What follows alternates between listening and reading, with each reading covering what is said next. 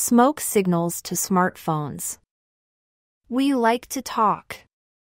Do you like to have a conversation? Most of us like to talk, and people have been chatting for thousands of years. All through history, people have also invented ways to send messages when they are far apart. People have always used the latest technology to send messages, from cave paintings to signals through space. As time goes by, we have found faster and better ways of communicating than people had before us. Messages from prehistory. About 20,000 years ago, people did not know how to write. Prehistoric people could only make things using stone, animal parts, plants, and fire. But they left communications that we can read now, in ancient paintings on cave walls.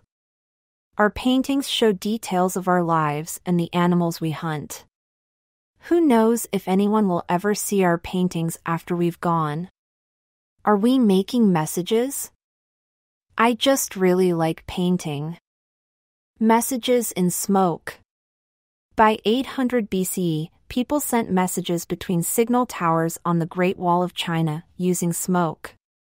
Every tower's lookouts could see the next tower in each direction. They copied the smoke signals to pass the message on from tower to tower. The signals were for simple messages, such as warning of enemy attacks. We can send our messages hundreds of miles in a single day. Smoke signals are no use at all when it's windy or rainy. Smoke signals are still used today to send out a call for help. Pigeon post. Pigeons have an amazing ability to find their way home. People realized this around 3,000 years ago. They started to send short messages by writing them down and fixing them to a pigeon's leg. This is a messenger pigeon from World War I. The message goes in here. When we get home, people can read the messages we are carrying. We're very useful in wars, we have even been given medals. We can fly up to 700 miles a day, but only to places that we already know. Dispatch riders. By about 540 BCE, the rulers of Persia were using fast horses to send messages. Each relay rider would pass the message on to the next, until they reached the person the message was for.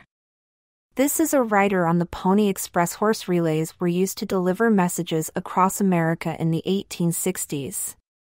You could send a written or spoken message a very long way like this. We can carry longer, more complicated messages than can be sent in a smoke signal. But we can only go fast where there are roads. Postal systems. Long ago, very few people could read and write. But by the 1600s, more people were learning. Some countries set up official postal systems. Anyone could use these to send letters. The mail coach picked up letters from post offices and delivered them to other parts of the country. People had to pay postage for every sheet of paper they sent. So they tried to fit as much as they could on each page. I'm turning the paper sideways and writing more in a different direction to fit more words on one page. By 1830, letters had begun to travel by train in the United Kingdom. They could travel hundreds of miles and arrive the next day. Flagging it up. By the late 1700s, the French had developed a semaphore system. This used towers with two wooden arms on top that could be moved into different positions. Each position was for a different word. From the mid-1800s, British ships used semaphore too. Two flags were held in different positions for each letter of the alphabet. Our signal towers can send a message across France in hours.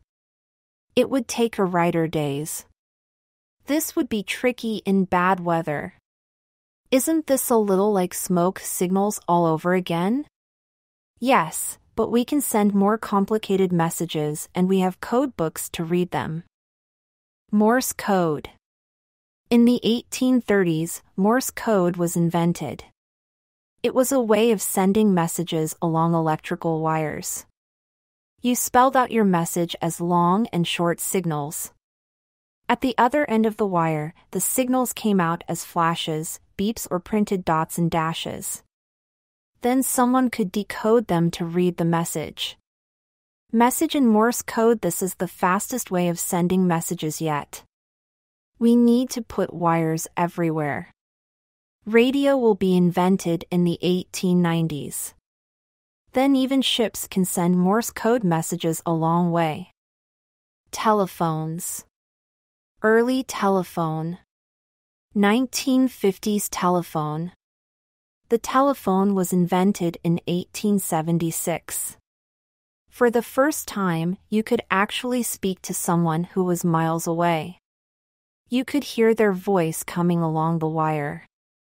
I don't need to write and wait for a reply. My dinner gets interrupted every time the telephone rings. I can't wait for the answering machine to be invented in the 1930s. Mobile phones. In 1973, a mobile phone was invented, one which didn't need a wire. 10 years later, mobile phones cost about the same amount of money as a small car. By the 1990s, they were much cheaper and millions of people around the world owned one. By 2013, more people had a mobile phone than had a toilet. Mobile phones mean people can make calls to and from almost anywhere in the world, even in places with no wires at all. Computers. In the 1950s, computers were so big they took up whole rooms. By the 1980s, computers could be small enough to fit on desks, and by the 1990s, it was common to have a computer at home. With email, I can send a message to the other side of the world in seconds. Why would I want to read an email in the middle of the night? It can wait until morning. Smartphones. An early smartphone. Smartphones started to become popular in 2007. Now people can have these tiny computers with them all the time. A single smartphone has more computing power than all of NASA's computers had in the 1960s when they landed the first man on the moon. On my phone, I can get and send messages, share photos. I can even talk face-to-face with my friends. Every time my phone pings, I just have to look. There's so much going on. Ouch! What next? Human communications have come a long way, from cave paintings and smoke signals to video calls. What might the next developments look like? Might we be able to send computer messages straight to each other's brains? We have sent spacecraft out into the universe. They carry various kinds of messages in case there is someone out there to read them. Perhaps the next breakthrough in communications will be a message from the stars. Glossary: Great Wall of China, a very long wall in China, built to keep invaders out. NASA, an American government agency that researches, develops, and launches spaceflight. Persia, a large ancient kingdom centered around what is now the country of Iran. Prehistoric, from ancient history, a time before written records were kept. Relay, people or groups taking it in turns, with each one taking over from another. Look back, explorers. How did people send messages using smoke signals on the Great Wall of China? Why are mobile phones called mobile? Why would semaphore be tricky in bad weather? What are the good and bad things about sending messages using a carrier pigeon? Imagine you met a prehistoric person. What questions would you ask them? How would you try to communicate with them? Did you find out how flags help us to communicate?